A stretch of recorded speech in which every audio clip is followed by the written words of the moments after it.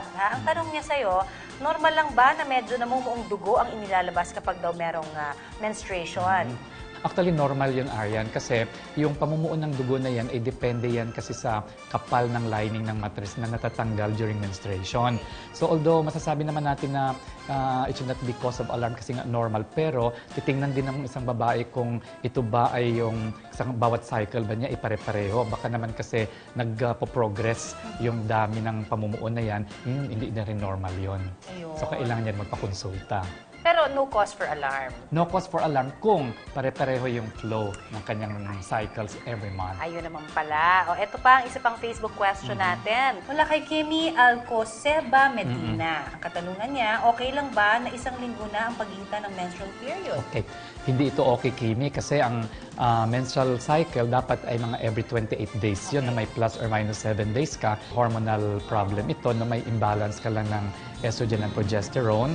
And this is common kung adolescent ang babae o di kaya nasa perimenopausal period. Ang ating susunod na katanungan mula naman kay Cherry Canoy Malone, nagpalaygate na yung kaibigan ko pero nabuntis pa rin. Posible ba daw yun? Alam mo ko, posible yan kasi wala namang 100% talaga sa medicine, no? Lalo na sa mga surgical procedures na ito, tinatalian kasi yan may portion ng fallopian tube na tinatali and then kinakat pa yung dulo, tatalian uli. So kahit double tali na yon, double ligatures na yon, may chance kasi na tinatawag natin magre-recanalize, no? Nagdidikit ulit. Dumidikit sila uli. So pag nagkatugma yung dalawang butas na yon, di isang tube na naman ang mabubuo diyan. So pwede siyang mabuntis.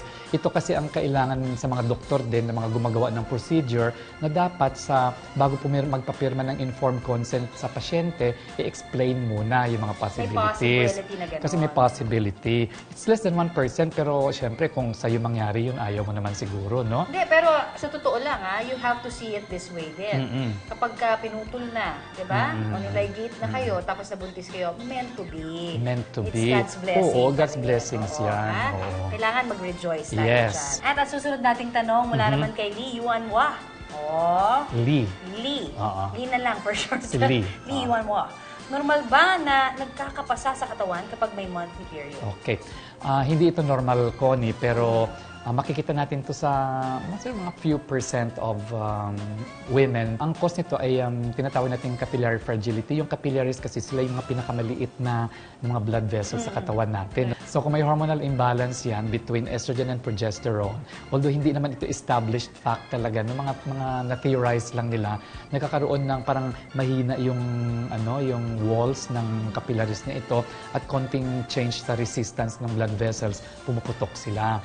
So this could be genetic also. So pwede rin ito magkakaroon ng problem on blood dyscrasia. Ibig sabihin noon, may mga problema sa mga cells ng blood na magkukos ng pasa-pasa. Pwede rin makakaroon din ng problema sa quality ng blood kung masyadong malabnaw, kung masyadong yung thin ang blood, pwede rin makakaroon ng ganito mga pasa-pasa during menstruation. May mga babae din na may mga rheumatoid arthritis na very prone sila to develop mga hematomas, mga pasa-pasa pag sila ay nireregla.